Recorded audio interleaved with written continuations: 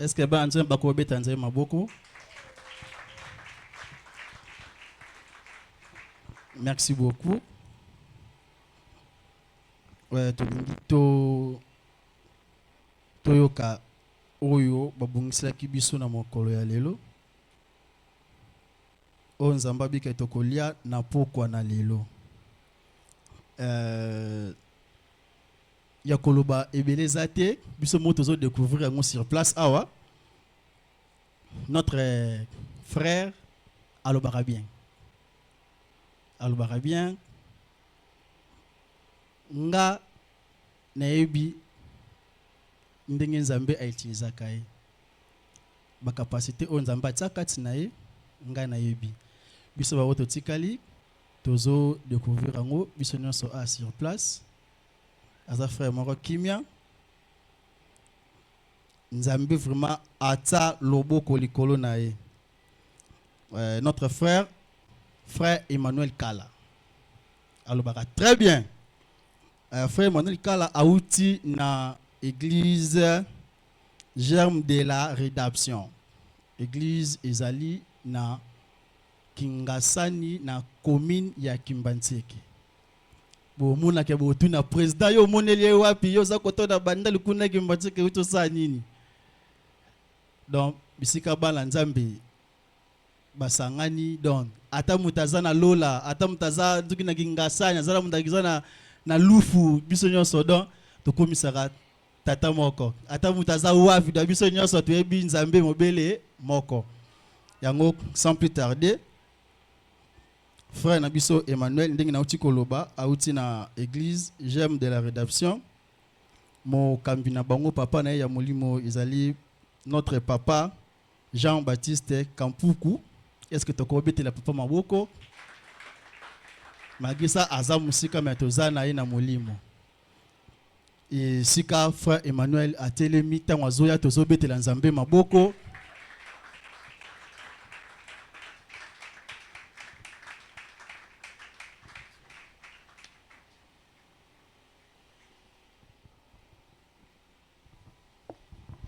Est-ce qu'on peut encore acclamer pour les seigneurs? J'aimerais que tu acclames pour les seigneurs. La Bible dit ceci, qu'il siège au milieu de louanges et des acclamations de son peuple. J'aimerais que tu les fasses un peu très bien. Acclame encore très fort. Je me demande si nous étions dans une réunion politique et qu'il y avait l'entrée du chef de l'État, tout le monde allait se tenir debout. Pourquoi pas honorer les seigneurs tout en étant debout, en acclamant au maximum, au maximum. Gloire à Jésus. Prions les seigneurs. Seigneur, merci pour ces temps. Merci de nous avoir permis de venir en ces lieux. Dieu des grâces, nous ne sommes pas venus faire un exposé des connaissances, mais nous sommes venus apporter ta parole en ces lieux. Et je sais une chose, que c'est toi qui es le maître de tout. Je t'ai prie de parler à ces cœurs qui sont venus ici, réceptifs, pour entendre ta parole. Seigneur, selon qu'il est écrit, que la parole de Dieu est comme une sémence qui tombe sur différentes terres.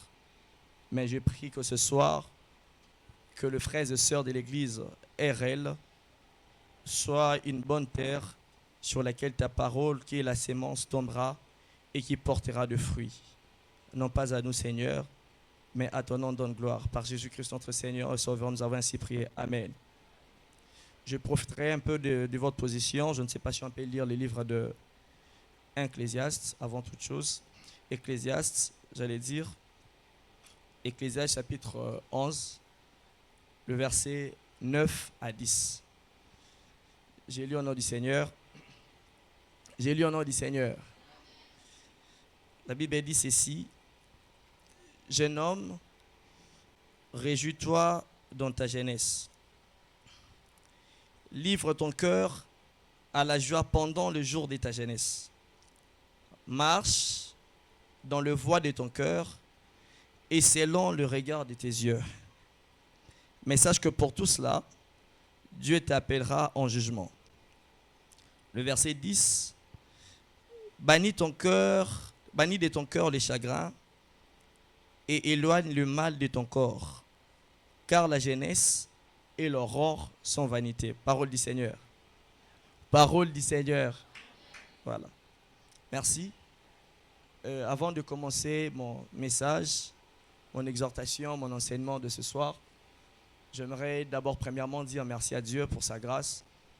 Parce que si nous sommes venus en ces lieux, ça justifie le pouvoir et la grâce de Dieu sur nous. Et il y a eu beaucoup de choses, peut-être d'autres personnes étaient ici les matins au culte, rentrer à la maison et encore revenir, c'est pas chose facile. Mais le Seigneur nous a permis de braver beaucoup de circonstances pour arriver en ces lieux.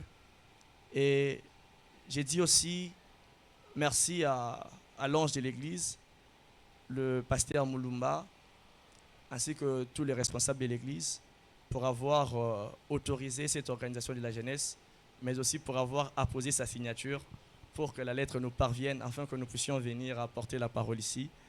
Et je remercie aussi le président de la jeunesse, le frère Yassine Mabaka, MBK comme j'aime toujours l'appeler, et ainsi que toute l'équipe, pour avoir porté votre regard favorable à ma personne, pour que nous puissions apporter le message de ce soir. Et j'aimerais aussi te dire merci toi qui es là, parce que ce n'est pas un hasard. Devant Dieu, il n'y a pas de hasard. Si tu es venu ici, c'est parce que Dieu a prévu quelque chose pour ta vie, qui sera en train de te bénir et d'ouvrir beaucoup de portes pour savoir comment faire et comment marcher dans la présence de Dieu. Amen. Est-ce qu'on peut acclamer les seigneurs? Voilà, sans plus tarder, il nous a été demandé de parler autour d'un thème très merveilleux que tout le monde ici connaît. Et j'aimerais que nous puissions causer. Vous voyez, c'est un rassemblement des jeunes. J'aimerais que nous soyons beaucoup plus interactifs. Et ça nous facilitera vraiment la tâche. Le thème qui nous a été demandé d'exploiter ce soir, c'est « Jeune, réjouis-toi dans ta jeunesse ». Et dans ce thème, il y a beaucoup de choses ou encore beaucoup d'éléments, parce que vous avez vu, on a écrit « Jeune, réjouis-toi dans ta jeunesse » et on a mis point de suspension. Ça veut dire qu'il y a des choses qui continuent, qu'on n'a pas voulu écrire sur la fiche, peut-être pour surcharger. Mais le message est déjà passé. On parle d'un jeune, il s'agit d'un jeune qui doit se réjouir dans sa jeunesse. La Bible est accentuée pour parler du jeune homme, mais il ne s'agit pas seulement des jeunes hommes, il s'agit aussi des jeunes filles, des jeunes sœurs. Alléluia. Parce que les sœurs croiraient qu'elles sont épargnées de tout ça. Cependant que nous tous, nous sommes jeunes, excusez-moi. Cependant que nous tous, nous sommes jeunes. Alors, le verset que nous venons de lire dans Ecclésiaste, le chapitre 11, le verset 9 à 10, vous allez comprendre qu'il y a ces mots jeunes qui reviennent et on parle aussi je peux dire de ces verbes qui est conjugué. Genre le verbe c'est réjouir. Et nous le savons tous que si on peut définir Ecclésiaste, en fait c'est une personne qui prend la parole devant les gens dans une assemblée, c'est lui qu'on appelle Ecclésiaste. Et le livre d'Ecclésiaste, la personne qui est l'auteur de ces livres, c'est Salomon, comme nous le savons tous, l'un des fils de David qui était roi, qui était parvenu à la royauté. Et il a écrit ces choses pour nous permettre, au fait, comment, pour nous enseigner comment est-ce qu'un homme, un jeune sur la terre doit vivre. Parce que Salomon n'était pas n'importe qui. Salomon était une personne qui a bien gagné sa vie en quelque sorte. Il a bien gagné sa vie. Il était roi, il était sage, il était beau, il s'habillait bien, il avait de belles maisons, il avait de belles femmes, tout ça. Alors Salomon a abouti à une conclusion qui est très importante pour nous qui sommes là. Alléluia. Alléluia. Alléluia. Voilà. Comme nous le savons tous, on essaiera un peu de définir certains concepts de base. Le jeune, nous le savons tous. C'est qui un jeune? C'est quoi la jeunesse? La jeunesse, c'est une période de la vie. C'est une période de la vie qui s'étend entre juste après l'enfance et l'âge adulte. Donc c'est cette période-là qu'on appelle la jeunesse. Et quand la Bible parle de se réjouir en fait, c'est un verbe. Le verbe est se réjouir. Autrement, on peut dire c'est satisfaire, c'est faire plaisir en quelque sorte. Si nous devons reformuler notre thème de ce soir, on peut simplement dire que jeune, fais-toi plaisir pendant que tu es jeune. Jeune, fais bon usage de ta jeunesse. Alléluia. Donc c'est un peu cette formulation que nous pouvons donner. Bien aimés dans le Seigneur, nous ne pouvons pas ignorer le fait que Dieu dans l'éternité passée, il était en train de créer toutes choses. Et il y a les temps qui est là, qui est en train de séparer l'éternité passée et l'éternité à venir. Vous allez voir clairement que Dieu envoie l'homme dans les temps. David dit dans le psaume que de l'éternité en éternité, tu es Dieu. Et entre l'éternité passée et l'éternité à venir, il y a les temps qui s'imposent là au milieu. Parce que Dieu ne saura pas encore se décider de qui prendra part à l'éternité à venir, sans pourtant laisser à l'homme le temps de vivre sur la terre. Ça veut dire ceci, que Dieu dans le temps, il envoie l'homme. La Bible dit ceci, que l'homme, Dieu a soufflé son souffle de par son esprit et l'homme est devenu une âme qui est vivante. Raison pour laquelle le Seigneur est en train de dire que l'âme qui pêche est celle qui mourra. Vous voyez? Ça veut dire que l'homme était constitué du corps. La terre, comme on peut le dire là, la terre, tout ça, Dieu a donné la forme. Il y avait l'âme qui était là. Mais quand il a soufflé de par son esprit, l'homme est devenu une âme vivante. Maintenant, dans des différentes périodes que l'homme, ou encore étapes de la vie que l'homme doit parcourir, nous voyons la jeunesse qui s'impose. La jeunesse qui se pointe là comme période. La jeunesse est caractérisée comme un temps de vigueur. Parce que, au fait, la différence existe. Il y a une très grande différence entre le jeune et le vieil. Vous voyez, de vieilles personnes, ils n'ont plus assez de force comme nous. De vieilles personnes ne peuvent pas accomplir certains sacrifices énormes qu'un jeune. Pourquoi? Parce qu'il y a peut-être des soucis de santé qui peuvent se pointer. Non, à tel âge, je ne peux plus faire ça. À tel âge, je ne peux plus faire ça. Ça veut dire qu'être jeune est une bénédiction. Être jeune est une richesse. Parce que c'est dans la jeunesse que nous sommes en train de construire l'avenir. C'est dans la jeunesse que nous sommes en train de préparer toute chose qui doit arriver dans la suite des temps. Alléluia. Maintenant, la Bible est en train de dire ceci. Jeune, pendant que tu es jeune, tu dois te réjouir dans ta jeunesse. Quand on parle dans la jeunesse, on est en train de donner un accent ou encore d'accentuer sur le fait que la jeunesse n'est pas éternelle. Parce que si vous êtes en train de lire la Bible, juste en bas, la Bible dit ceci que la jeunesse et l'aurore sont vanité.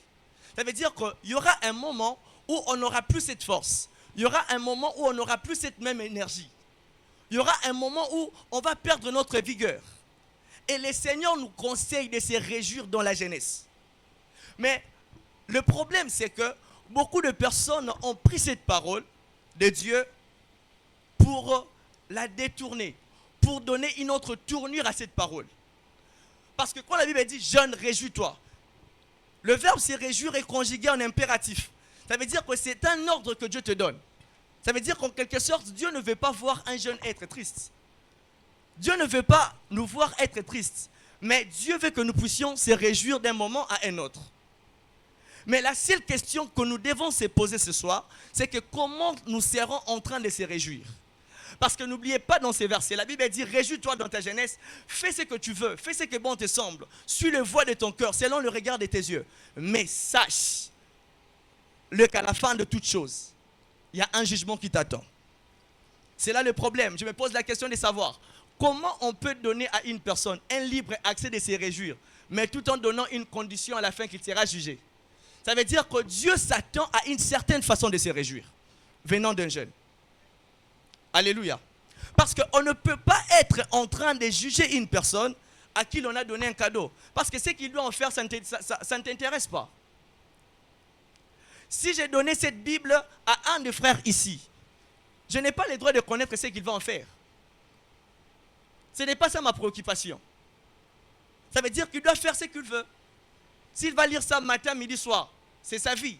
S'il ne va pas aussi lire cette Bible, ça ne me concerne pas. Mais en cas de réjouissance, ce n'est pas ça avec Dieu. Ça veut dire que Dieu, en nous donnant une opportunité, Dieu, en nous donnant une saison de vie sur terre, il y a des choses auxquelles Dieu s'attend. Il y a une certaine manière de faire que Dieu attend de toi, que Dieu attend de moi. Parce que nous nous pointons aujourd'hui dans une race, dans une génération perverse. Et Dieu veut à ce qu'il y ait une différence de la race.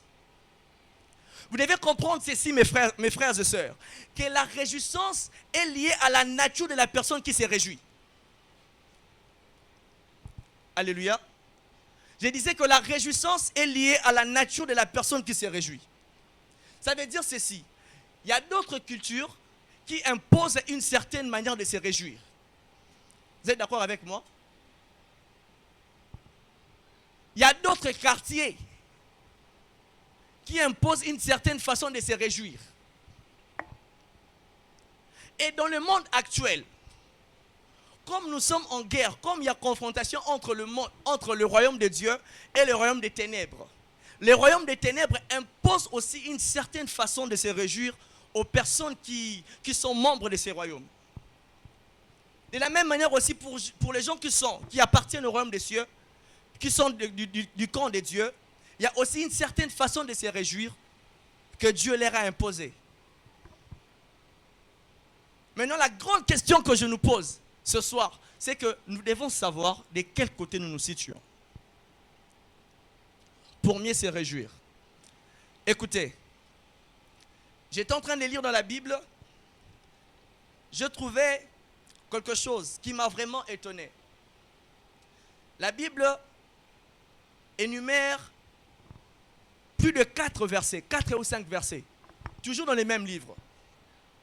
La Bible est en train de donner les éléments qui peuvent faire la joie d'un homme sur la terre.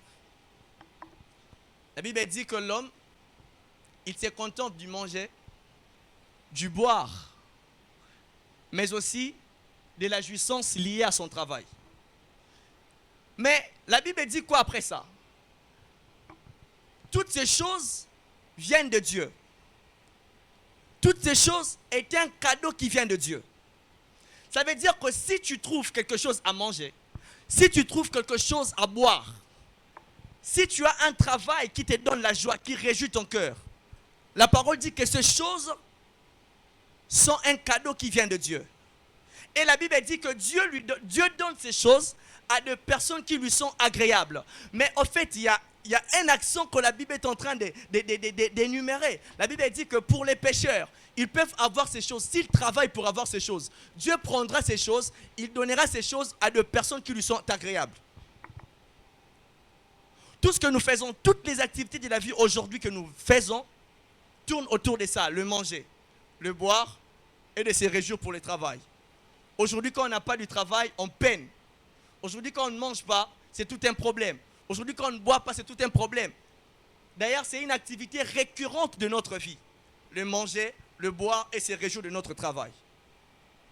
Mais la Bible dit que toutes ces choses viennent de Dieu. C'est un cadeau qui vient de Dieu. Dieu te donne tout ça pour que tu te réjouisses. Mais comment est-ce que tu te réjouis? C'est ça le grand problème. Parce qu'on ne peut pas faire de quelque chose ou encore d'un cadeau qui vient de Dieu une offrande ou encore un sacrifice à Moloch. Vous savez, la Bible dit ceci, que le peuple, dans le livre de Jérémie, les parents étaient en train d'offrir leurs enfants en sacrifice auprès d'un dieu étranger dans la vallée des Ben-Hinnom. Ça veut dire qu'un enfant qui vient de Dieu, vous êtes d'accord avec moi que c'est Dieu qui donne les enfants, non? Un enfant qui vient de Dieu. Mais un parent prend un enfant pour les sacrifier à la vallée des Ben-Hinnom. Et de manière joyeuse, tout en rendant un culte. On ne peut pas rendre un culte tout en étant triste. Ça veut dire que si on rend un culte, en quelque sorte, nous sommes joyeux de faire cela. Tout ce que Dieu t'a donné, la beauté que Dieu t'a donnée, la taille que Dieu t'a donnée, le travail que Dieu t'a donné, ça vient de lui, bien sûr. Mais comment est-ce que tu jouis de ces choses? Et j'aimerais souligner quelque chose ici avant de continuer avec ma prédication. C'est que ici, par hypothèse, nous nous fixons que nous sommes en train de parler de jeunes chrétiens. Parce que la conclusion de la vie de Salomon revenait à dire que l'homme devait craindre Dieu et devait marcher selon les voies de Dieu. C'est d'abord ça la première des choses. Et que Dieu attend au fait une certaine manière de réjouissance venant de jeunes, et surtout des jeunes chrétiens. Aujourd'hui, on peut le voir, le 25 décembre, c'était le jeudi ici. Si on s'est posé la question ici de savoir comment est-ce que tu as fêté le 25 décembre, où étais-tu le 25 décembre? Quel genre de musique as-tu dansé le 25 décembre? Vous voyez un peu? Donc, c'est un exemple tout proche qui peut nous faire voir que non, qui peut nous faire en fait comprendre si nous nous sommes bien réjouis ou pas. Il y a d'autres qui en font en fait une occasion d'aller visiter des bars, d'aller dans des boîtes de nuit, mais bien qu'ils se disent qu'ils sont enfants de Dieu. Il y a d'autres qui s'habillent très mal, qui s'exposent au point où l'exhibitionnisme devient très élevé. On ne sait plus reconnaître où sont les vrais enfants de Dieu. Il y a d'autres qui prennent de l'alcool jusqu'à s'enivrer. Ils sont devenus ivres, ils rentrent à la maison incontrôlables, ils commencent à vomir. C'est aussi une certaine façon de se réjouir. Mais est-ce que cela a plu au cœur de Dieu? Toujours dans ce même livre d'Ecclésiaste, la Bible dit que l'homme doit se réjouir, le jeune homme doit se réjouir, en marchant selon le voie de son cœur et le regard de ses yeux.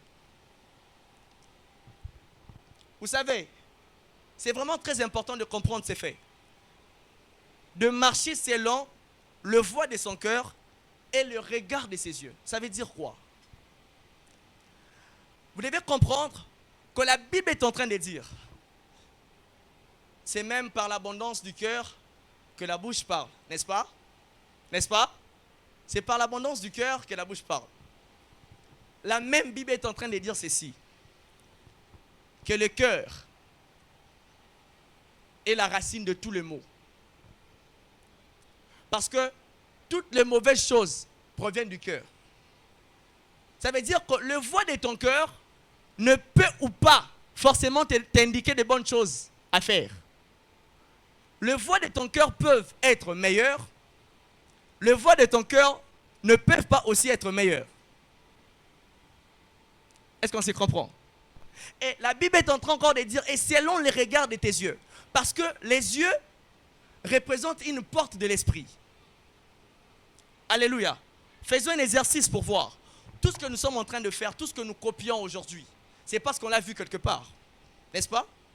J'ai vu telle personne s'habiller, j'ai fait un tour sur Pinterest, j'ai vu le mode, comment est-ce que cette soeur s'est habillée, j'ai aussi apprécié pour le faire. C'est parce que j'ai vu.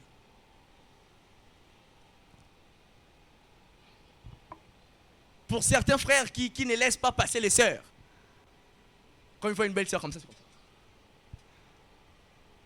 Vous voyez? C'est ce que ses yeux sont en train de lui communiquer. Maintenant, écoutez, marchez selon le voie de son cœur et selon le regard de ses yeux. J'ai tantôt dit ici que la réjouissance est fonction de la nature de la personne. Ça veut dire que l'opposé d'un juste, c'est un méchant.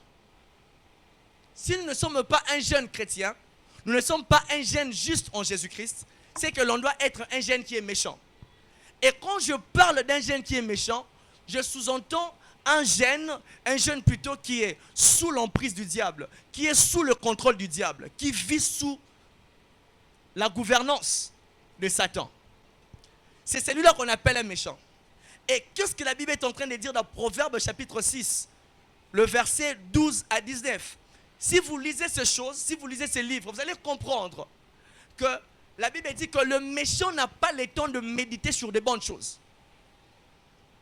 Alléluia. Un homme qui est méchant n'a pas le temps de méditer sur les bonnes choses. En fait, la méchanceté n'est pas liée à l'emballage que l'on voit. La méchanceté est une fonction qui est liée au cœur de la personne. Parce qu'il y a de ces personnes-là qu'on peut voir comme ça, tout clairement, c'est une très bonne personne. Elle a une très belle peau. Elle fait une bonne impression. Mais en vrai, si vous regardez à l'intérieur, c'est un méchant. Et la Bible dit qu'un méchant ne peut jamais méditer le bien. Il ne peut que méditer de mauvaises choses dans son cœur. Et quand quelqu'un commence à méditer de mauvaises choses dans son cœur, rassurez-vous et croyez-moi que les voies de son cœur seront toujours dirigées vers le mal. Le voie de son cœur sera toujours dirigé vers la méchanceté. Parce qu'à chaque temps, cette personne sera en train de réfléchir comment faire du mal. Combien même qu'elle peut être ignorante. Vous savez, on dit aujourd'hui, vrai ou faux? Vrai ou faux? Ndoki inconscient. Ndoki inconscient.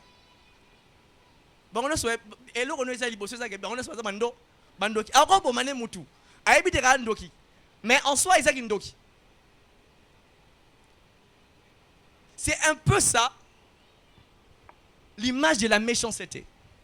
On essaiera qu'en train de méditer le mal, de penser, ah, le leu fona boîte de nuit. Le leu fona que frère, ana toki beta tourna, tobi na mukombo so na matete. Le leu fona que neto mela soki nin, tout ça, tout ça. Parce qu'il le médite. Alléluia. Alléluia. Et n'oubliez pas que la Bible dit que l'homme regarde à ce qui frappe aux yeux. Ça a toujours été ça la nature de l'homme. Que tu sois très spirituel ou pas, il y a cette faculté dans l'homme. On est toujours attiré par ce qui frappe. Que ce soit un matériel ou un truc, je ne sais moi, spirituel. Un exemple que je peux donner. Si peut-être on voyait une personne venir ici avec une très belle Jeep, n'est-ce pas vrai qu'on va apprécier? On va apprécier, n'est-ce pas? Tu vas dire, ah Seigneur, aide-moi aussi à avoir une telle Jeep. Parce que ça t'a frappé aux yeux. Vous voyez les jeunes mariés qui se marient aujourd'hui. Un frère voit une très belle sœur qui s'est mariée, un frère. Ah, j'aimerais aussi avoir une belle femme comme cette sœur-là. Parce que, en quelque sorte, il a été attiré. C'est pendant qu'avec Dieu, ce n'est pas ça.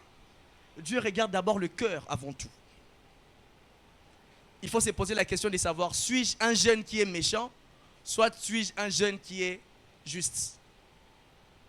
Parce que si tu es un méchant et que tu vis sous la gouvernance du diable, tout ce que tu feras, les voies de ton cœur te conduiront toujours vers le mal. Tes pensées seront toujours motivées pour des bêtises et non pour des choses correctes.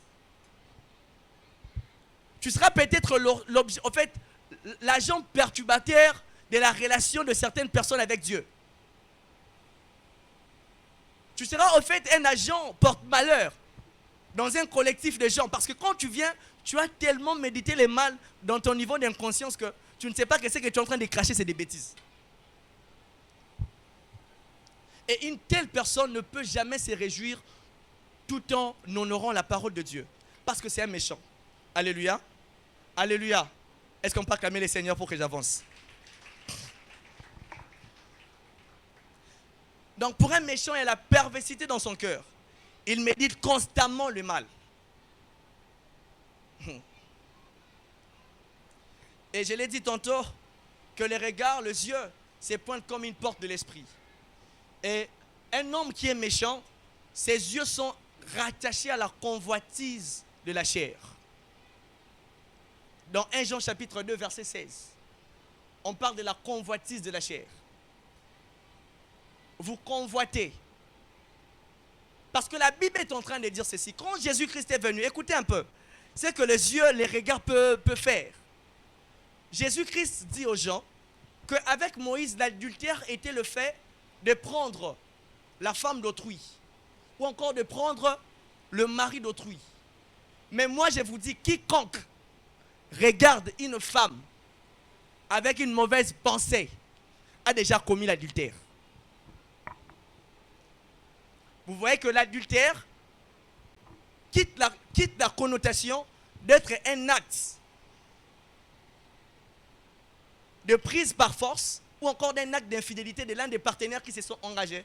Mais ça atteint une certaine dimension liée à la vue, liée à ce que l'homme voit et à ce qu'il pense. Alléluia. Alléluia. Est-ce que nous sommes ensemble? Voilà. On va continuer. L'homme méchant, dans son cœur, vu qu'il est un ancien homme, il n'a pas le nouvel homme en lui. Ça sera compliqué pour lui de méditer le bien. Très compliqué pour lui de méditer le bien. Mais c'est que j'aime maintenant avec Dieu. Dieu nous donne la possibilité de quitter ce jeune homme qui était en train de comploter pour le mal, qui est en train de vivre dans la méchanceté, pour devenir un homme qui vit en Jésus-Christ et qui sera en train de transcender l'étape pour quitter de la méchanceté à la justice. Et comment cela s'est fait? Cela s'est fait par l'acceptation de notre Seigneur Jésus-Christ comme Seigneur et Sauveur. Et la Bible est en train de dire ceci. Je vous ai délivré de votre ancienne façon de vivre. Voyez-vous? Je vous ai délivré de votre ancienne façon de faire des choses. Et du coup, la pensée ou encore le voix du cœur ou encore le regard des yeux qui ont été motivés autrefois par la méchanceté ne seront plus motivés par la méchanceté, mais ça sera motivé par une nouvelle motivation qu'imposera l'Esprit de Dieu dans l'homme. Parce que l'homme, cette fois-ci, quitte la dimension charnelle et devient enfant de Dieu. Parce que cette fois-ci, l'homme ne sera pas celui qui est né de la chair et du sang, mais c'est celui qui est né de l'esprit. Et quand on est de l'esprit, qu'est-ce qui arrive? La faculté de l'esprit domine l'insistance de la chair. Alléluia. Toi qui es jeune aujourd'hui, ce soir tu m'entends, je t'invite. Il faut être un jeune enfant de Dieu. Il y a quelque chose que vous ratez quand vous n'êtes pas jeune enfant de Dieu. Je vous rassure. Dieu a mis quelque chose de très particulier dans ça. Quand tu es jeune et que tu sers le Seigneur, tu es enfant de Dieu. On avance. Débarrassons-nous de la méchanceté et soyons de jeunes en Christ. Et si nous sommes jeunes en Christ, notre façon de se réjouir, ça sera vraiment d'une manière différente. On va avancer. On va essayer un peu de donner quelques éléments qui poussent le jeune ou encore la jeunesse actuelle de se réjouir selon le monde comme on le voit. Qui pousse la jeunesse actuelle de se réjouir selon les Guilélo. Parce qu'au fait, quand Dieu dit que le jeune doit se réjouir, ce n'est pas pour dire que l'homme doit se réjouir tout en détruisant son corps. Parce que la Bible est en train de dire dans les chapitres 10, dans les versets 10 du chapitre 9, non, dans les versets 10 du chapitre 11 de l'Ecclésiaste, est que garde ton corps. Parce qu'il y a beaucoup de personnes qui pensent que le fait de se réjouir dans la jeunesse ferait allusion à la destruction du corps. Quelle est cette réjouissance qui doit amener un élément détériorateur dans la suite des temps? Comment tu peux avoir du plaisir physiquement et spirituellement devenir captif dans le monde des esprits? Comment tu peux bien t'habiller? Tu peux t'habiller, les gens peuvent t'encourager. Yaya, au bois-rami, hein? Yaya, ton CPI, nayo. Tout ça. Mais dans le monde des esprits, tu fais appel aux démons. Est-ce que vous savez qu'il y a des démons qui sont liés à l'habillement? Est-ce que vous le savez? Est-ce que vous savez qu'il y a des démons qui sont liés à la musique mondaine? Est-ce que vous le savez? Pour ceux qui ne le savent pas, moi je vous informe. Ce ne sont pas des choses que j'ai entendues, ce sont des choses que j'ai vécues de mes yeux.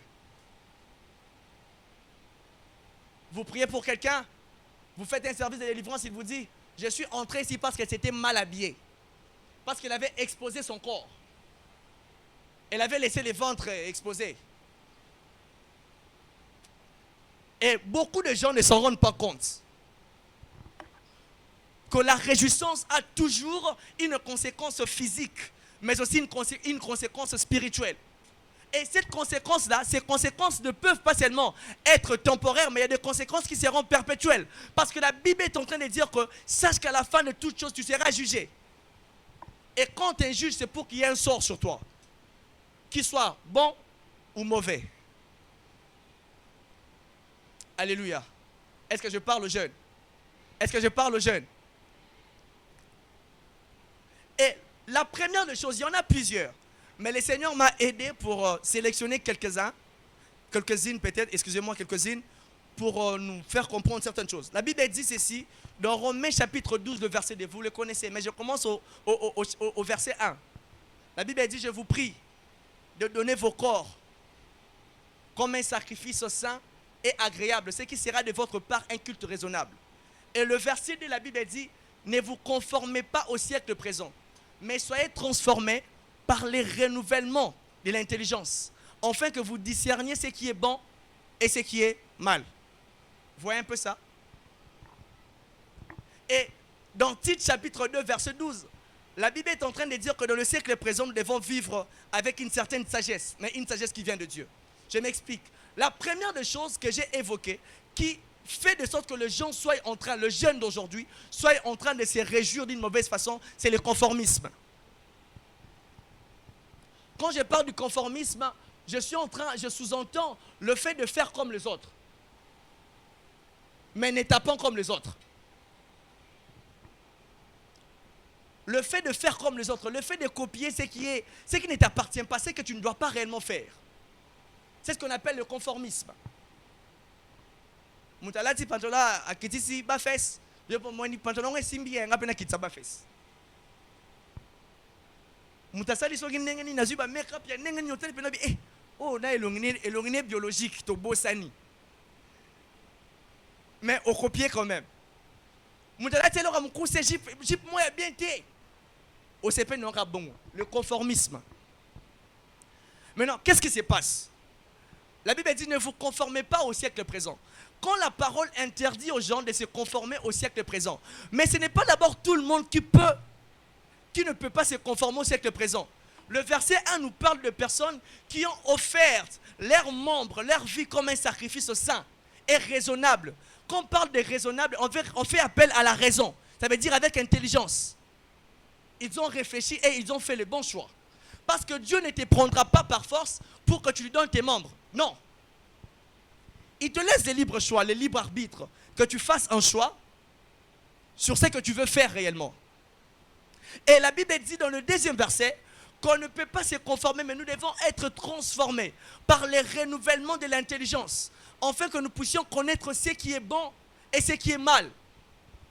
Ça veut dire ceci, tant que tu n'es pas renouvelé au niveau de ton intelligence, tu ne pourras pas discerner ce qui est bon et ce qui est mal. Parce que les discernements marchent, ou encore les personnes qui exercent les discernements, encore qui travaillent avec les discernements, ce sont ceux-là qui ont offert leurs membres comme un sacrifice saint et agréable à Dieu. Si vous allez plus loin, vous allez voir que la Bible parle du changement d'entendement. Ça c'est très important dans Romains 12d. Le changement d'entendement, vous savez pourquoi? Parce que toute chose que tu entends a une influence sur ta vie. La parole ou encore l'esprit de la parole à laquelle tu obéis te rend captif de son mode opératoire. Ça veut dire ceci. Ève n'était pas tombée, Ève n'a pas péché, ou encore Ève n'a pas désobéi parce qu'elle a mangé quelque chose auparavant. Elle a d'abord entendu. Et ce qu'elle a entendu, c'était tout un enseignement qu'elle a reçu. Ève a été corrompue. N'est-ce pas vrai que Ève connaissait que non, je ne peux pas manger au fruit de cet arbre, n'est-ce pas vrai? Elle connaissait. Mais quand elle a entendu une autre parole, un autre enseignement, elle pouvait aussi se dire non. La première des choses, le premier enseignement qu'on m'a donné, ce n'était pas ça. Vous voyez, le diable n'a pas besoin de lutter contre quoi que ce soit. Le diable lutte au niveau de ton entendement. Parce qu'il connaît très bien que ce que tu entends aura une influence sur tes actes. Alléluia. Le problème, c'est d'abord la voix. Quelle est la voix que tu entends? Quelle est la voix qui te parle? Quelle est la voix à laquelle tu as cédé ton oreille? Parce que s'il y a un changement d'entendement, on ne sera pas en train de voir les choses comme les gens le voient aujourd'hui. S'il y a un changement d'entendement, en fait, les seigneurs seront en train d'apporter ou encore d'imposer une certaine différence de la façon de faire. Qu'est-ce qui peut te pousser de ne pas t'habiller comme les autres? Qu'est-ce qui peut te pousser de ne pas prendre ton argent de salaire au Tumbaron sur Inabar? Qu'est-ce qui peut te pousser de ne pas, en fait, exposer ton corps? C'est le changement d'entendement. Afin que vous puissiez discerner ce qui est bon et ce qui est mal. Aujourd'hui, le grand problème de la jeunesse, aujourd'hui, jeunes que nous sommes, on a un problème de discernement. On veut se laisser faire à tout.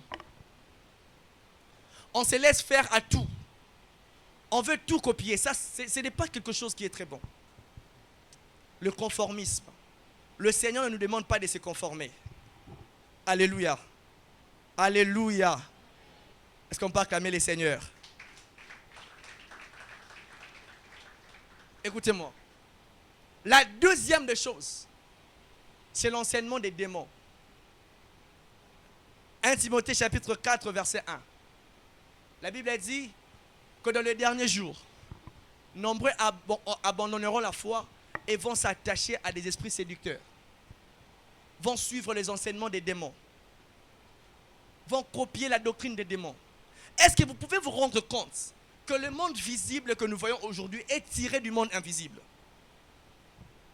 Quelqu'un qui est fort spirituellement dans le monde invisible exercera aussi la même force physiquement. Hébreu dit que toute chose visible tire son origine dans le monde invisible. C'est ce que Hébreu dit. Alors imaginez-vous aujourd'hui, un jour on était en train de prier avec le frère à la jeunesse de l'église bien sûr. Prions le Seigneur et puis le Seigneur nous révèle quelque chose. Il nous dit cette saison, toutes les jeunes personnes qui vont fréquenter les hôtels vont ramasser une sémence qui ne sera pas du tout bon pour eux et qui conduira plusieurs à la mort. On n'a pas vu ces complots physiquement, mais on a vu de manière spirituelle. Parce que c'est le monde spirituel qui voulait libérer cela sur la terre. Le mauvais habillement que vous voyez aujourd'hui, toutes sortes de festivités que vous voyez aujourd'hui, cette façon de parler, cette façon de réfléchir, tire son origine du monde invisible. Faites attention aux enseignements des démons. Les enseignements des démons, on l'a sur des télés, non? Dans des publicités, dans des séries télévisées, dans je ne sais moi, des maboks et tout ce qu'on voit là. Si vous regardez très bien, vous allez voir, aujourd'hui même dans des dessins animés, vous voyez des dessins animés, des fois. Vous voyez ça, non? N'est-ce pas?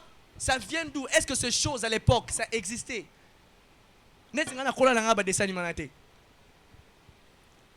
À l'époque, ça n'existait pas. Des dessins animés qui encouragent l'enseignement ou encore la doctrine des démons. On doit faire très attention. Je passe.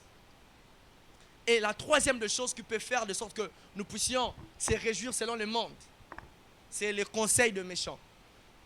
Si vous lisez dans le livre de 2 Samuel chapitre 13, tout le verset, vous allez voir qu'il s'agissait de David, Amon, Tamar, Jonadab, dans la maison de David. Qu'est-ce qui s'est passé?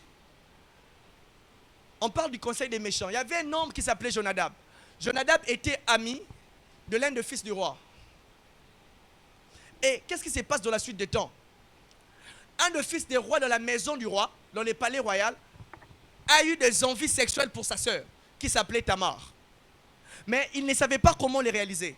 Mais il y avait un homme là, un homme qui s'appelait Jonadab, très intelligent. La Bible dit un homme habile, très intelligent. Dans la rose Simbi. Mais là, c'était bien. Un abattu la mabé, azu maïla mabé, a tchango le lomo et Simbi pe moi et Simbi. Mais ça mabé. Ça c'est la race de Jonadab. Et qu'est-ce qui se passe? Jonadab lui dit, au moni petit ana poto zoye, yeb sa père, obela. So obeli o kosi sur le bika ye kakalambela yo. Donc on y a un ndako na chambre na obenga batu nyonso au déshonoré. Vous voyez un peu ça? Et ça marchait. Et Simbi, le frère l'a aussi appliqué. Il a mis ses conseils en place. Ça marchait. Et c'est par après. Ça coûtait beaucoup de choses. Ça suscitait une certaine rancune dans la maison du roi. Ce qui n'était pas du tout intéressant. C'est parce qu'un homme a écouté un conseil des méchants. Aujourd'hui, on a des gens qui nous conseillent d'avorter. Aujourd'hui, on a des gens qui nous proposent des noms des hôtels. À une personne a pris. Parmi nous, dans la jeunesse, on a des gens qui nous poussent à faire le mal. Bimara na papa na personne $1000 ils le roté. Ba tonton, on va voir ba tonton. Botiena ba caractéristique, on a ba tonton, ba mec. Voilà bana. Vous avez suivi le conseil de méchants. Et ça nous empêche de se réjouir comme il faut. Alléluia. Et Dieu veut que nous puissions bien se réjouir. Pour finir mon message, je vais énumérer aussi 3 éléments qui peuvent nous permettre, étant jeunes, de mieux se réjouir dans le Seigneur. Le psaume chapitre 119, le verset 9. C'est une question que l'on se pose. La Bible dit, comment un jeune rendra-t-il son sentier pur? Et la Bible dit, en se dirigeant selon ta parole. La première des choses qui nous permettra de mieux se réjouir, c'est au fait de se diriger selon la parole de Dieu. La Bible dit que les commandements de Dieu ne sont pas pénibles. Vous savez, je vais vous donner un témoignage. Le frère que je suis devant vous, j'ai accepté le Seigneur consciencieusement à 14 ans. J'avais 14 ans d'âge. Je suis accompagné de mon ami, il peut le témoigner. Consciencieusement à 14 ans. Ça veut dire que tout au début, j'avais l'impression que ça n'allait pas. Tu as 14 ans, 14 ans. Ah, j'ai ma B. Ah, j'ai subi ma transformation. Mais quand j'ai prié le Seigneur, je lui ai dit, je ne vais pas faire comme les autres. Fais-moi grâce. Et jusqu'aujourd'hui, Dieu continue de nous faire grâce. Ça veut dire ceci, que les commandements de Dieu ne sont pas pénibles. Tout ce que Dieu te demande, c'est d'obéir à sa parole. La Bible dit, habite-toi avec modestie. Qu'est-ce qui t'écoute d'aller au grand marché, bilamano Suzanne au poignet la mabie tout normal, au lati. Ça t'écoute rien. C'est juste question de faire un choix, je prends ça. Les commandements de Dieu ne sont pas pénibles. La Bible dit dans Ecclésiaste chapitre 9 verset 7, mange, bois, réjouis-toi, mais que ton vêtement reste blanc. Qu'est-ce qui te permet de te réjouir tout en gardant ton vêtement blanc? Mais ce n'est pas vrai, c'est la parole de Dieu. D'ailleurs, le problème c'est que il n'y a pas moyen que tu te réjouisses tout en gardant les vêtements blancs parce que tu ne connais même pas la parole de Dieu en question. Tu ne connais même pas ce que la parole de Dieu dit. Vous savez que la Bible dit que nous devons prier que le retour du Seigneur ne soit pas le jour de la fête. Parce que si le Seigneur revenait le jour de la fête, plusieurs personnes n'hériteront pas le royaume des cieux. Mange, fais tout ce que tu peux faire. Habille-toi, danse, saute, mets-moi tour. Et ça, mais que ton vêtement reste blanc. Quand on parle du vêtement blanc, on est en train d'inclure la sanctification. Alléluia. Ne pensons pas que le fait de se réjouir nous écarte de la sanctification. Non. On peut se réjouir tout en gardant la sanctification. On peut se réjouir tout en étant saint. Ça veut dire ceci, que vous partez quelque part avec les amis, tu sens que ta foi est combattue, tu sors. Tu ne discutes même pas, tu leur dis, je rentre à la maison. Ici, je sens qu'il y a danger. La Bible dit, si tu as deux mains et que l'une de tes mains te conduit au péché, qu'est-ce que tu dois faire? La Bible dit, coupe-la.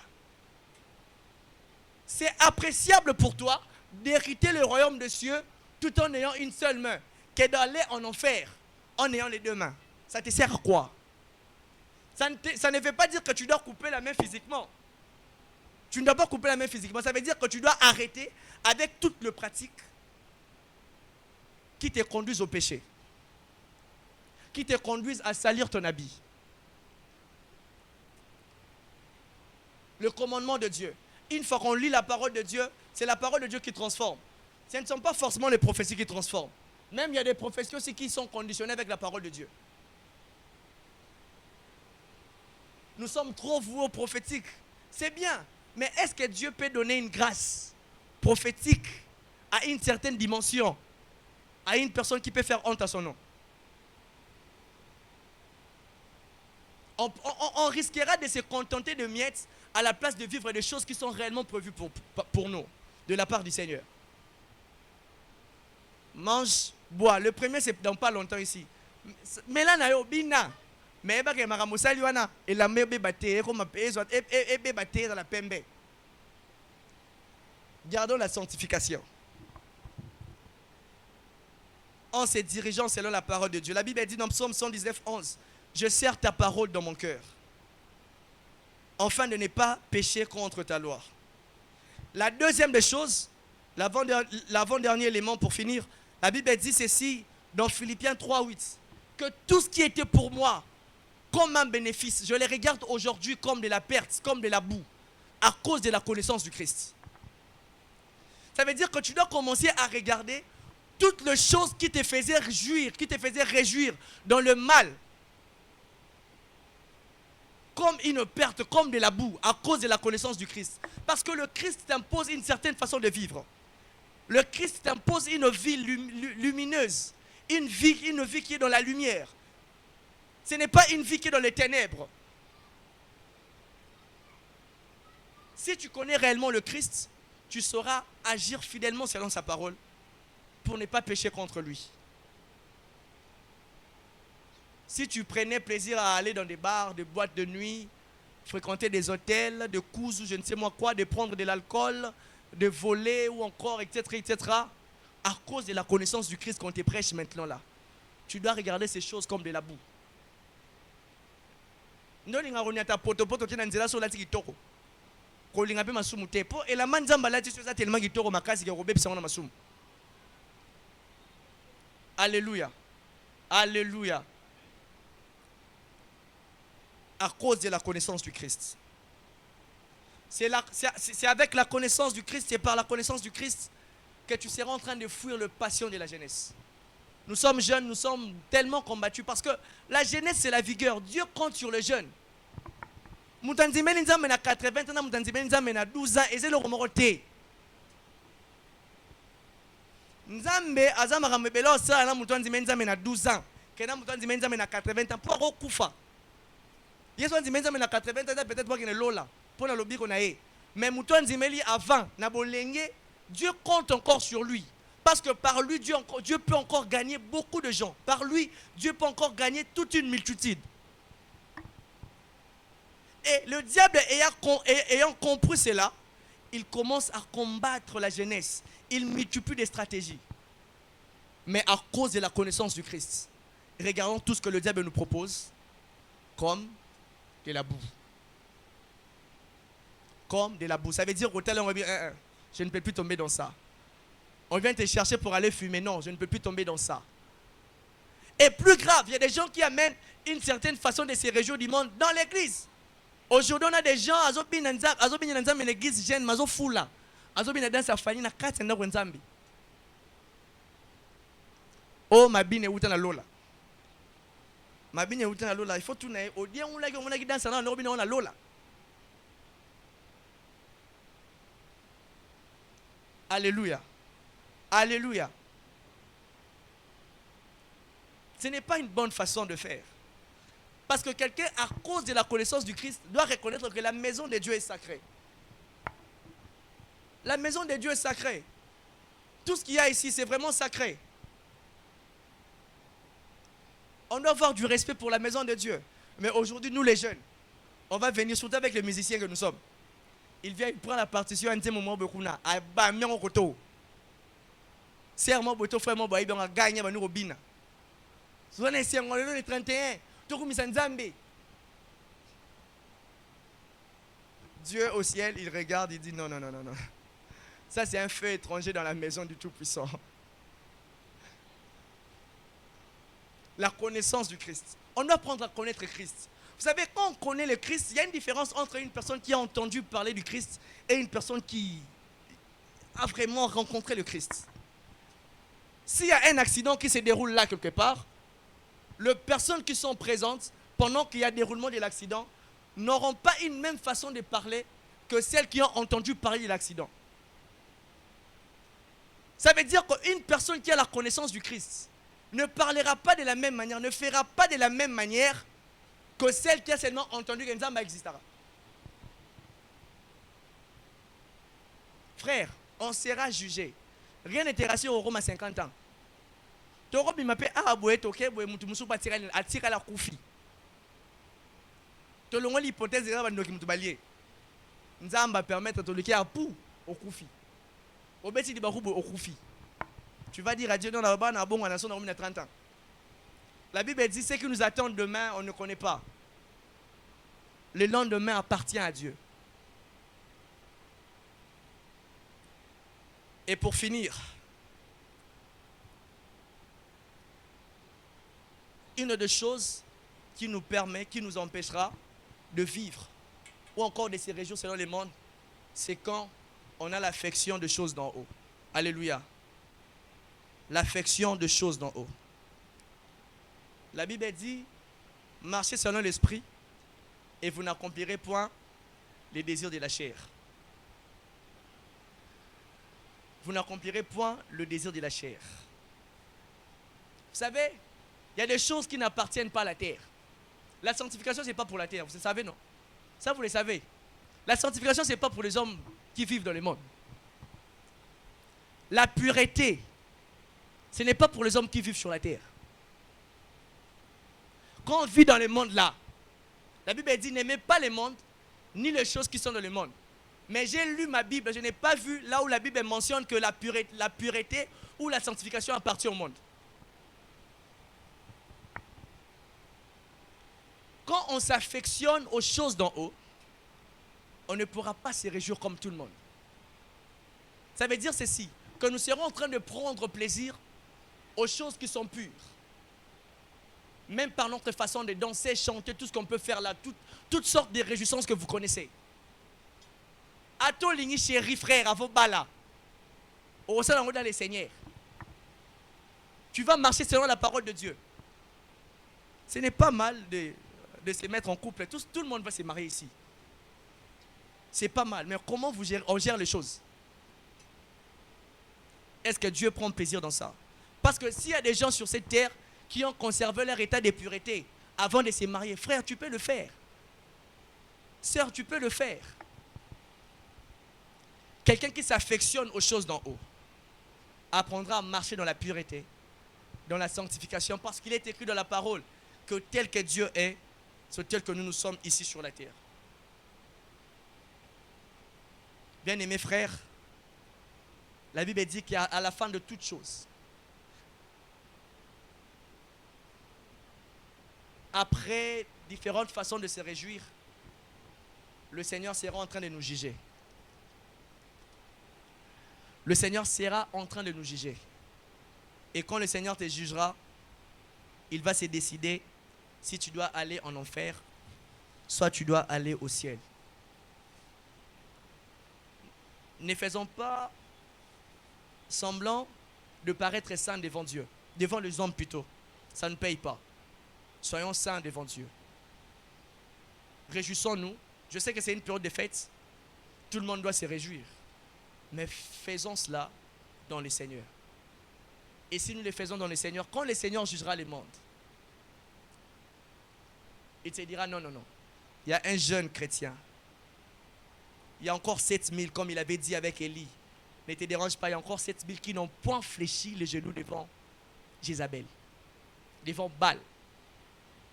Quand on ne se réjouit pas dans le Seigneur, nous sommes en train de fléchir les genoux devant Baal. Alléluia. J'aimerais que tu te tiennes debout pendant un moment, on va prier. Mon temps est épuisé.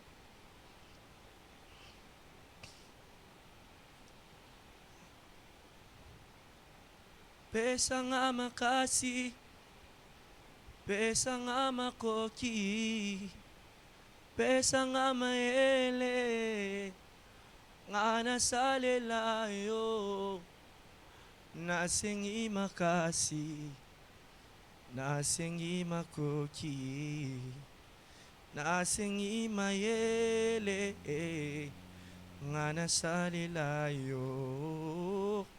Oebi motema, oebi mabanzo, esika nasuki, wanande obandi, nasengi makasi, nasengi makoki, nasengi maele, ngana salila yo. J'aimerais que tu pries là où tu es. Tu vas dire à Dieu, Seigneur, aide-moi à me réjouir comme toi tu le veux. Aide-moi à prouver ou encore à manifester une certaine distinction pendant ou encore dans cette génération perverse. Est-ce que tu peux élever ta voix et prier ainsi au nom de Jésus? Père, je te prie de nous aider. Je te prie de nous aider. Je te prie de nous aider. Je te prie de nous aider. Que tu aides la jeunesse de l'Église Grâce élue à marcher selon te voir. À marcher selon te voir au nom de Jésus. Écoutons s'il vous plaît. Gardons silence, je vais prier. Élevons juste nos mains là où nous sommes, je vais prier. Seigneur Dieu des grâces, je crois à ta parole. Je crois à la grâce transformatrice. Je crois que nous sommes nés de la matrice de feu. Et Dieu de grâce, étant des hommes, des jeunes qui sont nés des dieux, on ne peut pas se réjouir comme tout le monde. Seigneur, je te prie de nous aider. Jeunes que nous sommes, il y a beaucoup d'embûches. Il y a beaucoup de choses que le diable a peut-être prévues contre nous que nous ne connaissons pas encore parce que nous sommes très jeunes. Mais je te prie de nous épargner et de nous donner une certaine sagesse pour que nous puissions vaincre face à ces choses. Seigneur, la seule peur, c'est de mal finir. La Bible est en train de dire que le premier seront les derniers et les derniers seront le premier. Seigneur, cela s'accomplira si l'on n'est pas éveillé, si l'on ne conserve pas ta parole dans nos cœurs. Je te prie de nous faire grâce que nous puissions écrire tes commandements sur la table de nos cœurs. Seigneur, je menace et je fais taire tous les esprits qui nous empêchent de se réjouir selon Dieu, qui nous empêchent de se réjouir tout en réjouissant le cœur de Dieu.